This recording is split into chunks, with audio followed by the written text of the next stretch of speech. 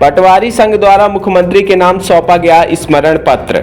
खबर के स्पॉन्सर है Messrs Sitaram Rameshwar Prasad and sons Tata steel agency. पता है बरहटा मोड़ के सामने मोगल टाटा और नेशनल कंपनी की नालीदार चद्दर, कलर प्रोफाइल, कंडोल पाइप, कटीले तार, जाली मिलने का प्रतिष्ठित प्रतिष्ठान। Proprietor Sitaram Gupta. Mobile number 9179130220। जिला मऊगंज पटवारी संघ द्वारा प्रदेश के मुख्यमंत्री मोहन यादव के नाम पर कलेक्ट्रेट कार्यालय पहुंचकर स्मरण पत्र सौंपते हुए पूर्व में किए गए वादों को याद दिलाते हुए अपनी मांगों को पूरा करने की बात कही है।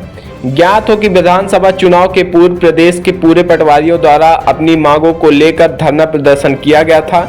उस समय के तत्कालीन राजस्व मंत्री और प्रदेश के मुख्यमंत्री द्वारा मांगों को मानते हुए आश्वासन दिया गया था, लेकिन वह आश्वासन आज तक पूरा नहीं हुआ।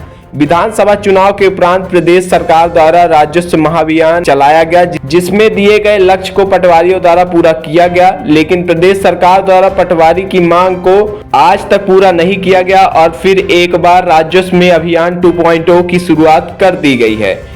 31 अगस्त तक चलने वाले इस अभियान में प्रदेश के करोड़ राजस्व के मामलों को निपटाने का लक्ष्य रखा गया है। मुख्यमंत्री मोहन यादव एवं एमपी के राजस्व मंत्री करण सिंह वर्मा के निर्देश पर प्रदेश भर के राजस्व अधिकारी 31 अगस्त तक अविवादित नामांकन, बंटवारा और सीमांकन के प्रकरणों का निराकरण इस विशेष अभियान के दौरान करेंगे।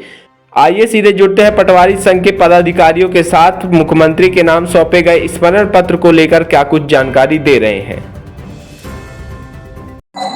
क्या शुभ नाम हुआ? मैं रितेश शुक्ला। किस पटवारी हल्के से?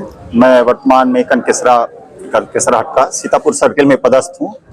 और हम लोग ज्ञापन दिया गया आज एक ज्ञापन नहीं, एक तरह से स्मरण पत्र हमने अभी माननीय कलेक्टर महोदय के माध्यम से हमने अभी माननीय मुख्यमंत्री महोदय को प्रेषित किया है।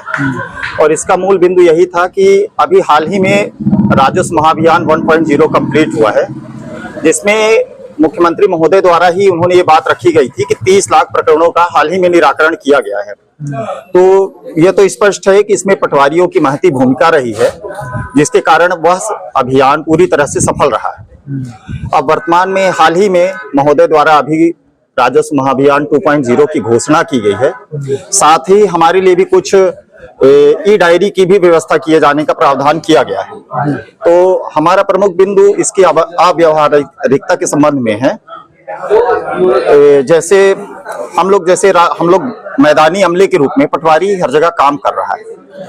बरसात का मौसम है और इस मौसम में आप कई जगह देख रहे हैं, कहीं सर्पदंश की भी समस्या बनी हुई, कहीं बाढ़ आ रही है, कहीं पानी भर गया है, तो यहाँ भी हम लोग को जाना पड़ रहा है। ऐसी स्थिति में राजस्व अभियान में सीमांकन का भी प्रकरण है, नक्शा तरमीम का भी प्रकरण है। इसके निराकरण के संबंध में कई तरह से हमारी समीक्षा भी की जा रही है और हमारे ऊपर राजस्व अमले के जितने भी वरिष्ठ अधिकारी हैं, करीब करीब सभी हमारे लिए समीक्षक की ही भूमिका में होते हैं और वर्तमान में कोई सहयोगी भाव नहीं दिख रहा है। ऐसी स्थिति में हमारे लिए कार्य करना भी काफी कठिन हो रहा है और यहाँ पे हमारे यहाँ पटवारियों की अभी तक कमी ही रही है। कई पटवारियों के पास 3-3 हल्के हैं, किसी के पास 4 हल्के में भी पदस्थ हैं कई लोग। तो ऐसे में कार्य करने के लिए समुचित हमारे लिए संसाधन भी कम है और हल्कों की मात्रा काफी ज्यादा है। ऐसे में हम कार्य पूरी तरह से तो कर नहीं पाएंगे और हमारे ऊपर प्रशासनिक दबाव भी बढ़ रहा है। इसलिए हम लोग एक तरह से अभी कुछ दिन पूर्व ही राजस्व महाअभियान 1.0 प्रारंभ होने से पहले माननीय मुख्यमंत्री महोदय द्वारा ही हमारे लिए बात कही गई थी कि अगर हम इसे पूरा करेंगे, सही ढंग से अगर हमारा यह संचालित होता है तो हमारी भी बातें सामने प्रस्तुत की जाएंगी और हमारी बातें भी मानी जाएंगी। लेकिन हमारी बातें मानना तो दूर, अभी नया अभियान भी छेड़ दिया गया है, राजस्व महाअभियान 2.0 छेड़ दिया गया। वेतन समस्या हमारी अभी भी बरकरार है और हड़ताल अवधि का वेतन, जब हमने राजस्व महाअभियान 1.0 से पहले हड़ताल किया था, अभी तक उसका भी वेतन अप्राप्त है। पिछले 5 महीनों से किसी भी पटवारी को एग्री स्टेट भत्ता प्राप्त नहीं हुआ है। ऐसे में सरकार बिना वेतन दिए एक नया महाअभियान हमारे ऊपर थोप रही है। बस हमारा उद्देश्य यही था कि सरकार या कि माननीय मुख्यमंत्री महोदय स्मरण करें उन्होंने हमारे लिए क्या अभियान के पहले हमसे उन्होंने क्या उम्मीद की थी और हमें उन्होंने किस तरह से क्या आश्वासन दिया था।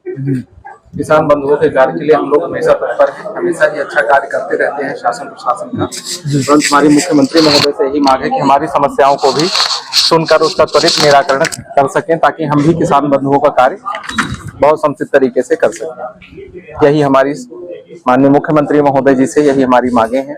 माननीय मुख्यमंत्री महोदय जी जल्द से जल्द इसका निराकरण करें, हमारी समस्याओं को सुने और समझें।